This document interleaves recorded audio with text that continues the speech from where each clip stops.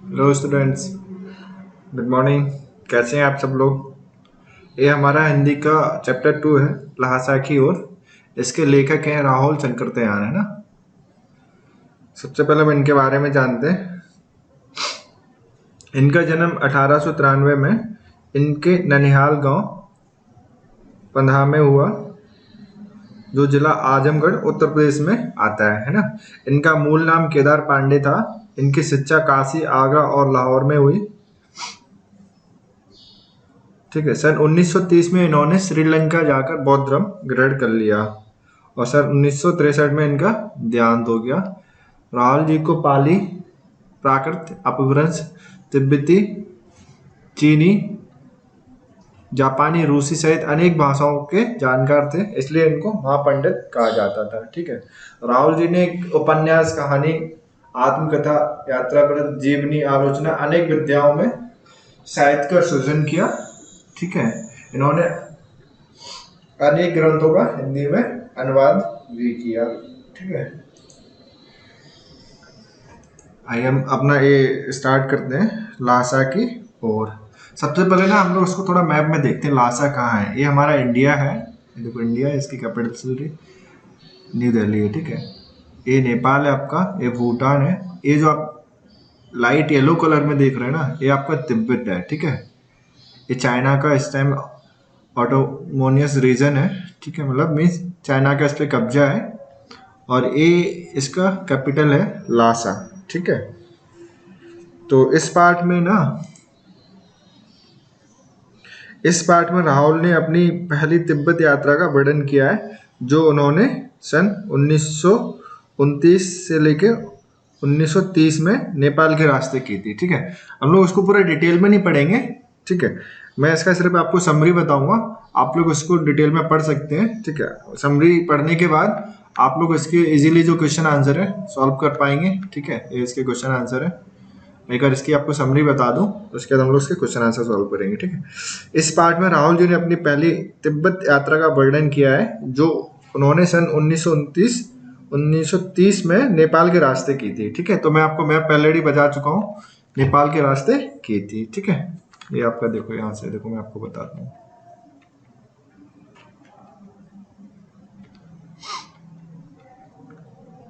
ये ठीक है, ये देखिए, ये नेपाल है। इधर से उन्होंने लासा की यात्रा स्टार्ट की थी। ठीक है। चूंकि उस समय भारतीयों को तिब्बत यात्रा की अनुमति नहीं थी, इसलिए उन्होंने यह यात्रा एक भिकमंगों के छद्म में की थी। ठीक है। मतलब उस समय भारतीयों को परमिशन नहीं थी कि आप तिब्बत में जाके यात्रा कर सको, घूम सको। ठीक है। तो उन्होंने क्या किया, भिकमंगे का वेश रखा और यात्रा पे निकल गए। ठीक है। लेखक की यात्रा बहुत वर्ष पहले, जब फरीकलिड पोर्ट का रास्ता नहीं बना था, तो नेपाल से तिब्बत जाने का एक ही रास्ता था। ठीक है। इस रास्ते पर नेपाल के लोगों के साथ साथ भारत के लोग भी जाते थे। यह रास्ता व्यापारिक और सैनिक रास्ता भी था, इसलिए इसे लेखक ने मुख्य रास्ता बताया। तिब्बत में जाति पात छुआछात का सवाल नहीं उठता और वहाँ औरतें पर्दा नहीं डालती हैं। चोरी की आशंका के कारण भिकमंगों को कोई घर में नहीं घुसने देता, तो अपरिचित होने पर भी आप घर के अंदर जा सकते हैं। ठीक है। जरूरत अनुसार अपनी झोली से चाय दे सकते हैं। घर की बहू अथवा सास उसे आपके लिए पका देती थी। पर एक चीनी किले से जब वह चले तो एक व्यक्ति को 2 चिट्टे राहदारी देकर थोड़ला के पहले के आखिरी गांव में पहुंच गए। यहाँ सुमिति, मतलब सुमिति पता कौन था? मंगोल बिच्छू था, जो राहुल का दोस्त था। ठीक है। पहचान तथा भिखारी होने के कारण रहने को अच्छी जगह मिल गई, मतलब उनके दोस्त की वजह से उनको क्या वहां पे रहने के लिए अच्छी जगह मिल गई। ठीक है। और आराम से रहे, क्योंकि वो जो दोस्त था ना सुमति, वो एक मंगोल बिच्छू था। ठीक है। 5 साल बाद भी लोग इसी रास्ते से लौटे थे, तब उन्हें रहने की जगह नहीं मिली थी। मतलब 5 साल बाद फिर से जब राहुल जी लासा गए तिब्बत, तो उनको वहां पे जगह नहीं मिली, क्यों? अब उनका कोई दोस्त नहीं था। ठीक है। पहले उनके दोस्त की पहचान की वजह से उनको क्या वहाँ पे अच्छी रहने की जगह मिल गई थी, और गरीब की झोपड़ी में ठहरना पड़ा। इस बार उन्हें क्या है, गरीब की झोपड़ी में ठहरना पड़ा, क्योंकि वे भिखारी नहीं बल्कि भद्र यात्री के वेश में थे। मतलब इस बार वो भद्र, मतलब एक बहुत ही अच्छे आदमी के वेश में गए थे, ठीक है। अगले दिन राहुल जी एवं सुमिति जी को एक विकेट डांडा थोड़ला पार करना था। डांडे तिब्बत में सबसे खतरे की जगह थी। 16-17 हजार फीट ऊंची होने के कारण दोनों ओर गांव का नामो निशान न था, ठीक है। डाकुओं की छिपने की जगह तथा सरकार की नरमी के कारण यहाँ अक्सर खून हो जाते थे। मतलब समझ रहे हो, यहाँ पे क्या ऐसे इलाका था, यहाँ पे डाकू वगैरह ना आसानी से छुप जाते थे, ठीक है। और सरकार की नरमी भी रहती थी, तो अक्सर यहाँ पे लोग खून वगैरह भी हो जाते थे। चूंकि वे लोग भिखारी के वेश में थे, इसलिए हत्या की उन्हें परवाह नहीं थी, परंतु ऊंचाई का डर था। दूसरे दिन उन्होंने डांडे की चढ़ाई घोड़े से की, जिसमें उन्हें दक्षिण पूर्व और बिना बर्फ और हरियाली के नंगे पहाड़ दिखे। समझ रहे हो, बगैर बर्फ और हरियाली के नंगे पहाड़, एकदम नंगे पहाड़ बोले तो ना उसमें बर्फ हो, ना घास हो, ना फूस हो, कुछ नहीं, एकदम काला, इस टाइप के उनको पहाड़ दिखे, ठीक है। तथा उत्तर और पश्चिम पे कुछ बर्फ दिखी, मतलब उत्तर और पश्चिम साइड उनको क्या दिखा, थोड़ी सी बर्फ दिखी। उतरते समय लेखक का घोड़ा थोड़ा पीछे चलने लगा और वे बाई की ओर 1.5 मील आगे चल दिए। बाद में पूछकर पता चला लड़कों का रास्ता दाहिने की तरफ तथा जिससे लेखक को देर हो गई तथा सुमति नाराज हो गए, परंतु जल्दी गुस्सा ठंडा हो गया और वे लड़कों में एक अच्छी जगह ठहर गए, ठीक है। वे अब टेहरी के मैदान में थे, जो कि पहाड़ों से घिरा टापू था। सामने एक छोटी सी पहाड़ी दिखाई पड़ती थी, जिसका नाम टेढ़ी समाधि गिरी था, ठीक है। टेढ़ी समाधि गिरी था।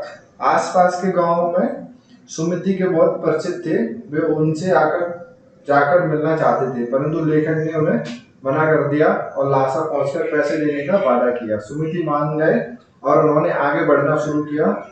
उन्होंने सुबह चलना शुरू नहीं किया था, इसलिए उन्हें कड़ी धूप में आगे बढ़ना पड़ा रहा था। वे पीठ पे अपनी चीजें लादे और हाथ में डंडा लिए चल रहे थे। सुमति एक और यजमान से मिलना चाहते थे, इसलिए उन्होंने हाना कर शेखर बिहार की ओर चलने को कहा। तिब्बत की जमीन छोटे बड़े जागीरदारों के हाथों में बटी है। इन जागीरों का बड़ा हिस्सा मठों के हाथ में है। अपनी अपनी जागीर में हर जागीरदार कुछ खेती खुद भी करता है, जिसके लिए मजदूर उन्हें बेगार में मिल जाते हैं। लेकिन शेखर की खेती के मुखिया बिच्छू नमचे मिले। वहाँ एक अच्छा मंदिर था, जिसमें बुद्ध वचन की हस्तलिखित 103 पोथियां रखी थी, जिसे लेखक पढ़ने में लग गए। इसी दौरान सुमिति ने आसपास अपने यजमानों से मिलकर आने के लिए लेखक से पूछा, जिसे लेखक ने मान लिया। दोपहर तक सुमिति वापस आ गए। चूंकि तेडरी वहां से ज्यादा दूर नहीं था, इसलिए उन्होंने अपना सामान पीठ पर उठाया और उनमें से विदा लेकर चल दिए। अच्छा, अभी जो सुमिति था ना, सुमिति के बारे में आपको बता दूं थोड़ा सा। वह लेखक को यात्रा के दौरान मिला, जो एक मंगोल भिक्षु था, ठीक है। उनका नाम लोबजड शेख था। उसका अर्थ है सुमिति प्रज्ञ, अतः सुविधा के लिए लेखक ने उसे सुमिति नाम से पुकारा, ठीक है। इसमें क्या है, थोड़ा बहुत काफी कठिन शब्द आए जिनका मैं आपको मतलब बता दूं। जैसे डांडा मतलब ऊंची जमीन, ठीक है। थोड़ला मतलब तिब्बती सीमा का एक स्थान। भीटे मतलब टीले के आकार का ऊंचा स्थान, ठीक। कंडे तो आप सभी जानते होंगे, जिनको उपले बोलते हैं, गाय भैंस के गोबर से बनते हैं, ठीक है। थुप्पा मतलब सत्तू या चावल के साथ मूली, हड्डी और मांस के साथ पतली लेई की तरह पकाया गया खाद्य पदार्थ, ठीक है, इसको थुप्पा बोलते हैं। गंडा क्या होता है, मंत्र पढ़कर गांठ लगाया हुआ धागा या कपड़ा, उसको गंडा बोलते हैं ना। भरिया मतलब बाहर बाहर, जो मतलब अपना बैग वगैरह, पिट्ठूबाज भी बोलते हैं। जैसे आप कहीं जाते हैं यात्रा, केदारनाथ वगैरह जाते हो पहाड़ी वाली जगह पे, तो आपके साथ कुछ पिट्ठू वगैरह वाले लोग जाते हैं, आपका सामान लेके आपके साथ चलते हैं, उनको क्या बोलते हैं, भरिया, ठीक है। और आपका दोनिक, और ये क्या है, दोनिक कस्टो, ठीक है। एक कौन थे, स्पेनिश उपन्यास सर्वेटेज के उपन्यास डॉन किपजोट का नायक था, ठीक है। ये आपका हो गया सारा इसका समरी, ठीक है। तो आप लोग उसको ना अच्छे से पढ़ लेना एक बार, है ना। आप लोग इसको अच्छे से पढ़ लेना। मैंने क्या इसका सिर्फ आपको समरी बताया है, ठीक है, आप लोग उसकी समरी पढ़ने के बाद मैं आपको उसके क्वेश्चन बता दे रहा हूँ, ठीक है, एक बार, और मैं इसके नोट्स भी आपको भेज दूंगा, ठीक है। जैसे थोंगला के पहले के आखिरी गांव पहुंचने पर भिकमंगे के बेस में होने के बावजूद लेखक को ठहरने के लिए उचित स्थान मिला, जबकि दूसरी यात्रा के समय भद्रवेश भी उन्हें उचित स्थान नहीं दिला सका। ऐसा क्यों? मैं इसका बताऊं। इसका मुख्य कारण था संबंधों का महत्व। तिब्बत में इस मार्ग पर यात्रियों के लिए एक जैसी व्यवस्थाएं नहीं थी, इसलिए वहां जान पहचान के आधार पर ठहरने का उचित स्थान मिल जाता था। पहली बार लेखक के साथ बौद्ध भिक्षु कौन थे? सुमिति थे। सुमिति की वहां जान पहचान थी, पर 5 साल बाद बहुत कुछ बदल गया था। भद्रवेश में होने पर भी उन्हें उचित स्थान नहीं मिला था। उन्हें बस्ती के सबसे गरीब झोपड़ी में रुकना पड़ा। यह सब उस समय के लोगों की मनोवृत्ति में बदलाव के कारण ही हुआ था। वहां के लोग शाम होते ही जंड पीकर, मतलब देसी दारू पीकर होश खो देते थे, और सुमिति भी साथ नहीं था, इसलिए उन्हें इस बार उचित जगह नहीं मिली। ठीक है। दूसरा क्वेश्चन है, उस समय के तिब्बत में हथियार का कानून न रहने के कारण यात्रियों को किस प्रकार का भय रहता था? तो हम इसके बारे में लिख सकते हैं, उस समय के तिब्बत में हथियार रखने से संबंधित कोई कानून नहीं था। ठीक है। इस कारण लोग खुलेआम पिस्तौल, बंदूक आदि रखते थे। साथ ही वहां अनेक निर्जन स्थान भी थे जहां न पुलिस का प्रबंध था, न खुफिया विभाग का। वहां डाकू किसी को भी आसानी से मार सकते थे, इसलिए यात्रियों की हत्या और लूटमार का भय बना रहता था। ठीक है। इसका तीसरा है, लेखक लड़कों के मार्ग में अपने साथियों से किस प्रकार पिछड़ गए? तो आपको भी पता होगा, एक तो उनका घोड़ा धीमे धीमे चल रहा था, ठीक है, और वो रास्ता ही भटक गए थे, तो इसलिए वो रास्ता भटक गए थे अपने साथियों से ना। चौथा है, लेखक ने शिखर विहार में सुमिति को उनके यजमानों के पास जाने से रोका, परंतु दूसरी बार रोकने का प्रयास क्यों नहीं किया? तो आपको भी पता होगा क्या था। शेखर ने शिखर विहार में सुमिति को उनके यजमानों के पास जाने से रोका, परंतु दूसरी बार लेखक एक मंदिर में रखी बुद्ध वचन अनुवाद की हस्तलिखित पोथियां पढ़ रहे थे। कितनी पोथियां रखी थी वहां पे? 103, है ना, 103 या 103। वे इसे पढ़ने में मगन थे, इसलिए उन्होंने सुमिति को यजमान के पास जाने से रोकने का प्रयास नहीं किया। बस आप जाओ, घूम के आओ, तब तक मैं पढ़ाई करूंगा। आप लोग कई बार करते होंगे, आपके पेरेंट्स आपको बोलते होंगे चलो बाजार चलते हैं, मामा घर चलते हैं, नानी घर चलते हैं, तो आप लोग बोलते हो नहीं मुझे तो पढ़ाई करनी नहीं जाना। हकीकत मुझे पता है, इसके जस्ट उल्ट है, आप लोग पढ़ाई पर ध्यान देते ही नहीं, आपको जरूर जाना रहता होगा ना। मैं जस्ट मजाक कर रहा था, आप लोग बहुत अच्छे हैं पढ़ने में। अच्छा, पांचवा था, अपनी यात्रा के दौरान लेखक को किन कठिनाइयों का सामना करना पड़ा था?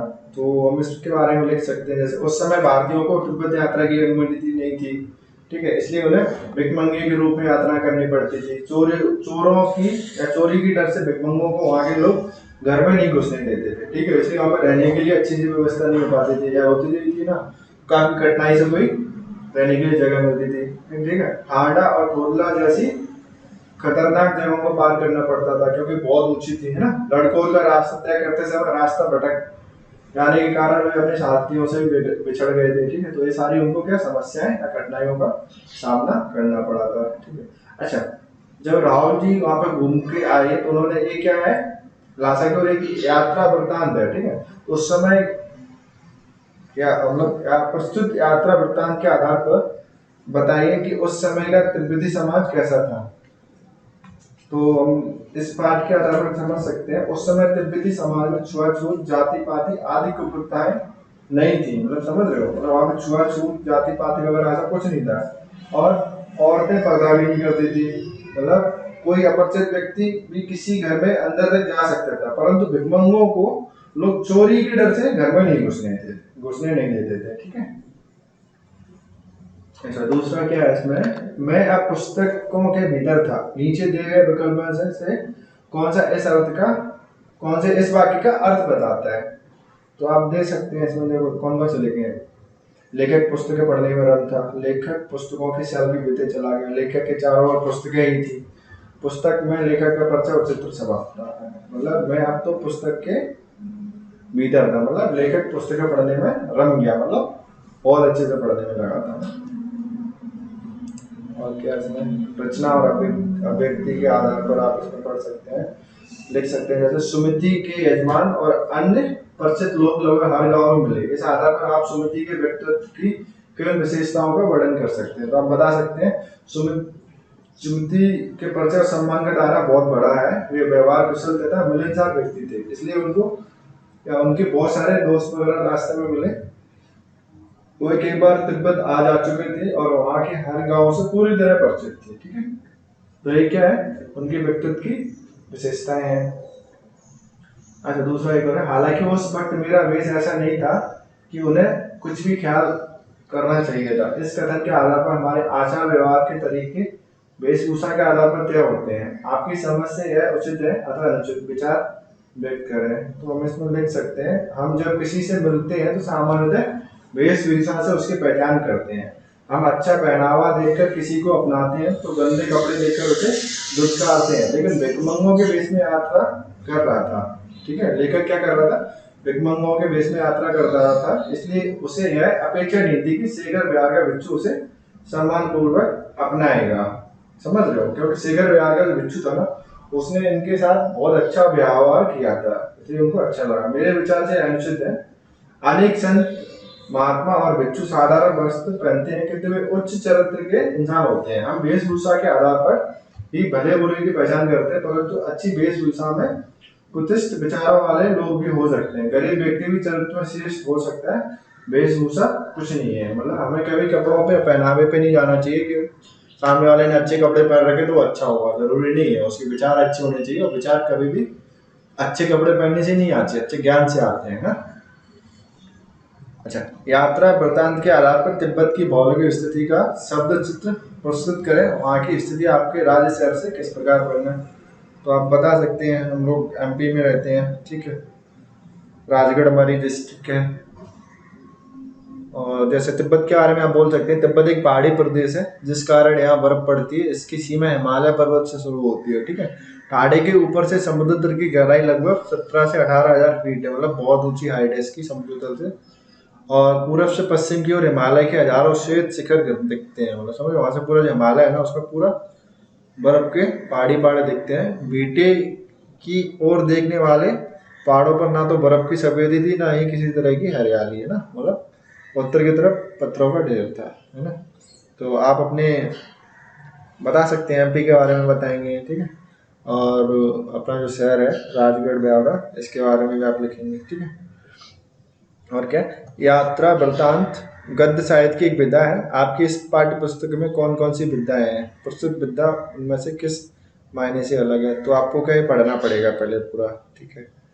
अब हमारा जब ये हिंदी का पूरा सिलेबस कंप्लीट हो जाएगा तो आप लोग उसके अच्छे से लिख सकते हैं। बट फिर भी मैं आपको बता दूं, इसमें आपके मैं महादेवी वर्मा द्वारा रचित मेरे बचपन के दिन एक स्मरण है, ठीक है। स्मरण भी एक गद्य साहित्य की एक विधा है, ठीक है। इसमें लेखक के बचपन की यादों का एक अंश प्रस्तुत किया गया है। यात्रा वृत्तांत तथा स्मरण दोनों ही गद्य साहित्य की विधा है। साहित्य कितने प्रकार का होता है, गद्य एंड पद्य, ठीक है। तो ये अभी के हम गद्य के बारे में पढ़ रहे हैं ना। गद्य साहित्य की विद्या है जो कि एक दूसरे से भिन्न है, ठीक है। यात्रा वृत्तांत और स्मरण दोनों एक दूसरे से भिन्न है। एक हम स्मरण के आधार पर लिखते हैं, एकदम सारा डिटेल में लिखते हैं कि हम यहाँ गए तो हमने क्या किया क्या नहीं किया, ठीक है। एक में सिर्फ घूम के वापस आ जाते हैं तब लिखते हैं। यात्रा वृत्तांत किसी एक क्षेत्र की यात्रा के अपने अनुभवों पर आधारित होता है ना। बट स्मरण जीवन के किसी व्यक्ति विशेष या किसी खास स्थान की स्मृति के आधार पर होता है। स्मरण का क्षेत्र यात्रा वृत्तांत से अधिक व्यापक होता है ना। आप स्मरण में किसी की पूरा जीवन लिख सकते हैं, यात्रा वृत्तांत में आप तो सिर्फ कोई यात्रा की होगी, आप उसके बारे में ही लिखेंगे, ठीक है। अब ये भाषा अध्ययन है, इसके बारे में आप लिख सकते हैं। जैसे किसी भी बात को अनेक प्रकार से कहा जा सकता है। जैसे सुबह होने से पहले हम गाँव में थे, है ना, पाँव फटने वाला था, हम गाँव में थे। तारों की छाँव रहते रहते हम गाँव में पहुँच गए, ठीक है। तो अब क्या करना है आपको, नीचे दिए गए वाक्य को अलग अलग तरीके से लिखिए। जैसे जान नहीं पड़ता था कि घोड़े आगे जा रहे हैं पीछे, मतलब इन तीनों का एक ही मतलब था लगभग, बट आपको इसके अलग अलग तरीके से लिखना है ना। जान नहीं पड़ता था कि घोड़े आगे जा रहे हैं पीछे, तो हम इसको ऐसे लिख सकते हैं, या पता ही नहीं चल पा रहा था कि घोड़ा चल भी रहा है नहीं चल रहा है ना। कभी लगता था घोड़ा आगे जा रहा है, कभी लगता था घोड़ा पीछे जा रहा है ना। एक है अपना, ऐसे शब्द जो किसी अंचल यानी क्षेत्र विशेष में प्रयुक्त होते हैं उन्हें आंचलिक शब्द कहा जाता है ना। ये शब्दों के प्रकार के बारे में गया, जब आपका ये हिंदी व्याकरण का आएगा शब्द किसे कहते हैं, शब्दों के प्रकार वगैरह, तो आप उसमें इसको डिटेल से पढ़ेंगे। बट अभी आप आंचलिक शब्द समझ लो, ठीक है। आंचल माने किसी एक विशेष क्षेत्र में प्रयुक्त होने वाले ना, उन्हें आंचलिक शब्द कहते हैं। तो अब इसमें हमें क्या करना है, आंचलिक मतलब उस टाइम क्या है, तिब्बत जो रीजन था वहाँ पे कौन कौन से शब्द जो आपको तिब्बत में ही बोले जाते हो उनके हम आंचलिक बोलेंगे। जैसे कुची कुची है ना, भीटा, थुप्पा, खोटी, रहादरी, ये क्या थे अपने तिब्बती शब्द थे ना, वहाँ के आंचलिक शब्द थे ना। और दूसरा क्या है अपना, पाठ में कागज, अक्षर, मैदान के आगे क्रम से मोटे, अच्छे और विशाल शब्दों का प्रयोग हुआ है। इन शब्दों से उनकी विशेषताएं उभर कर आती हैं। पाठ में से कुछ ऐसे ही और शब्द छाटने जो विशेषता बता रहे हो, तो आपको ना बहुत अच्छे से पढ़ना पड़ेगा। मैं आपको बता दूं, जैसे बहुत पिछड़ना, धीमे चलना, कड़ी धूप, रुपया विभाग, है ना, इस टाइप से बहुत सारे शब्द थे जो क्या थे, विशेषता बता रहे थे ना उस जगह की, उस शब्द की ना। तो हम इसको पूरा कर सकते हैं ना। एक क्या आपका पाठोत्तर कृतियाँ है। ये यात्रा राहुल जी ने 1930 में की थी। आज के समय में तिब्बत की यात्रा की जाए तो राहुल जी की यात्रा से कैसे भिन्न होगी, अभी आपको पता चलेगा। आप जानते होंगे तिब्बत अभी किस में आता है, चाइना में आता है, ठीक है। तो अभी क्या आपको वीज़ा वगैरह लेना पड़ेगा।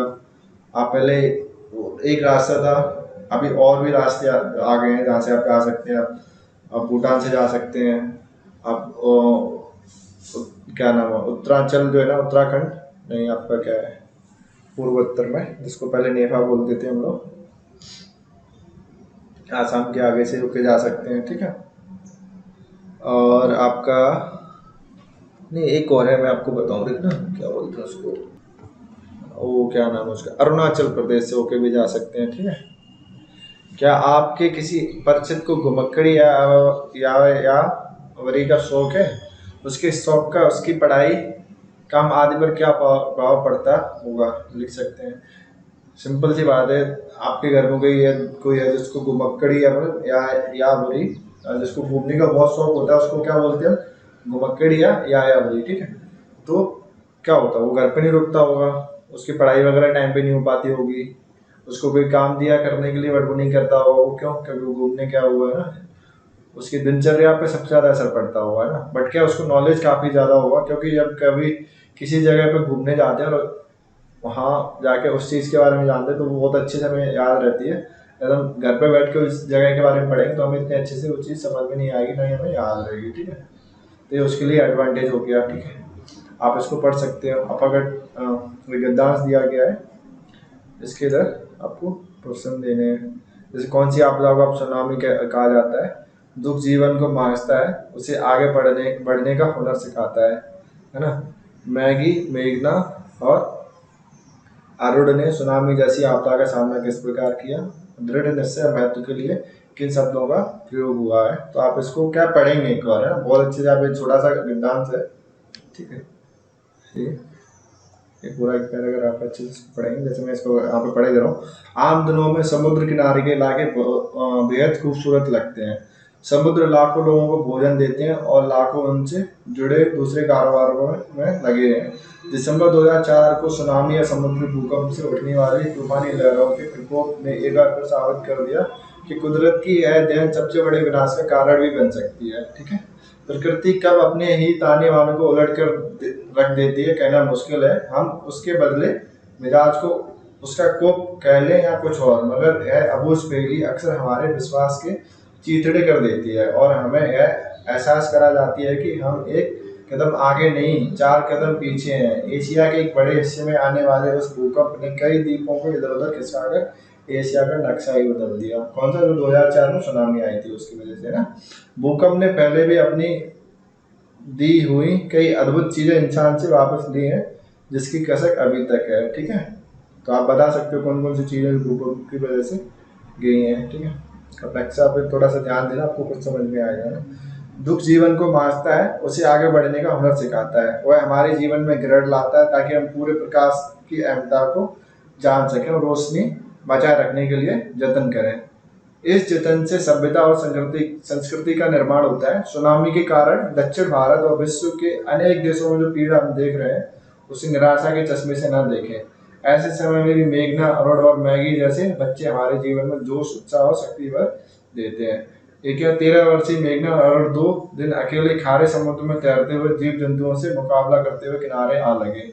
इंडोनेशिया की रिजर्व पड़ोसी के 2 बच्चों को पीठ पर लादकर पानी के बीच तैर रही थी कि एक विशालकाय सामने उसे किनारे का रास्ता दिखाया। मछुआरों की बेटी मैगी ने रविवार को समुद्र का भयंकर शोर सुना, उसकी शरारत को समझा, तुरंत अपना बेड़ा उठाया और अपने परिजनों को उस वक्त बिठा उतर आई समुद्र में 41 लोगों को लेकर। महज 18 साल की यह जलपरी चल पड़ी, पगलाए समुद्र से 2-2 हाथ करने। 10 मीटर से ज्यादा ऊंची सुनामी लहरें जो कोई बाधा रुकावट मानने को तैयार नहीं थी, इस लड़की के बुलंद इरादों के सामने बौनी साबित हुई। जिस प्रकृति ने हमारे सामने भारी तबाही मचाई, उसी ने हमें ऐसी ताकत और सूझ दे रखी है कि हम फिर से खड़े होते हैं और चुनौतियों से लड़ने का एक रास्ता ढूंढ निकालते हैं। इस त्रासदी से पीड़ित लोगों की सहायता के लिए जिस तरह पूरी दुनिया एकजुट हुई है, वह इस बात का सबूत है कि मानवता कभी हार नहीं मानती। ठीक है, तो अभी आप समझ सकते हैं सुनामी किसे कहा जाता है ना।